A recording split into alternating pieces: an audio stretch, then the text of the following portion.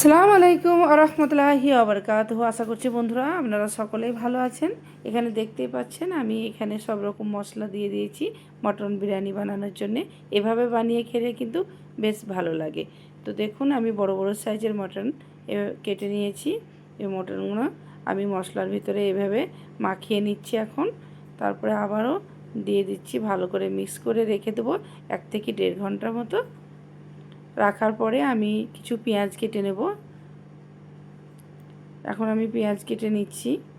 কড়াইয়ের মধ্যে তেল দিয়ে দিচ্ছি, এটা কুকিং অয়েল দিয়ে দিলাম।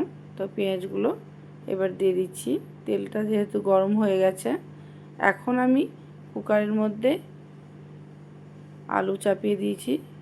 তো পেঁয়াজগুলো হালকা ব্রাউন হয়ে গেছে, তো আলুগুলো এবার ভেজে নিয়েছি। কুকারে মাত্র একটা সিটি দিয়েছি, লবণ আর একটু কালার দিয়েছি, আর কিছু এর মধ্যে দিইনি। তো দেখুন আমি ওই তেলে একটু ঘি মিশিয়ে দিয়েছি। এখন আমি মিট মশলা দিচ্ছি, টমেটো দিচ্ছি, তারপর এই ভাজা পেঁয়াজ এভাবে হাতে করে ক্রাশ করে দিয়ে দিচ্ছি। দেখুন এবার এদিকে আমি ভাতটা চড়িয়ে দিয়েছি, একটু নিমও দিয়ে দিচ্ছি। এটা 70% বয়েল করব, তার কারণ ভাতটা আমি পরে দমে দেওয়ার জন্য রাখবো।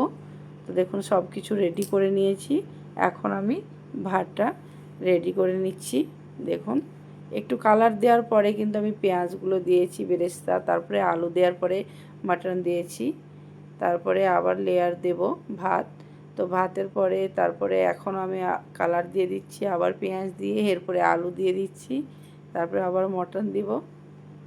মটনের পরে আবার একটু ভাত দিয়ে এটাকে 15 থেকে 20 মিনিটের মতো দমে দিয়ে দেব। তারপরে ভাতটা একদম রেডি হয়ে যাবে। একটু ওপর থেকে ঘিও দিয়ে দিলাম।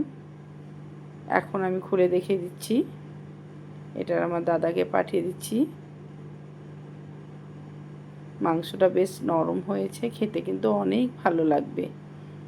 ঠিক আছে, আপনারা বাসায় একবার চেষ্টা করবেন, এইভাবে বানিয়ে খেলে কিন্তু অনেক ভালো লাগে। আমার ছেলেকে দিয়ে দিচ্ছি, বলছে মা একটু টেস্ট করার জন্য দেন। তো দেখুন আলুটা কতটা সুন্দর হয়েছে। ভালো থাকবেন, আল্লাহ হাফেজ।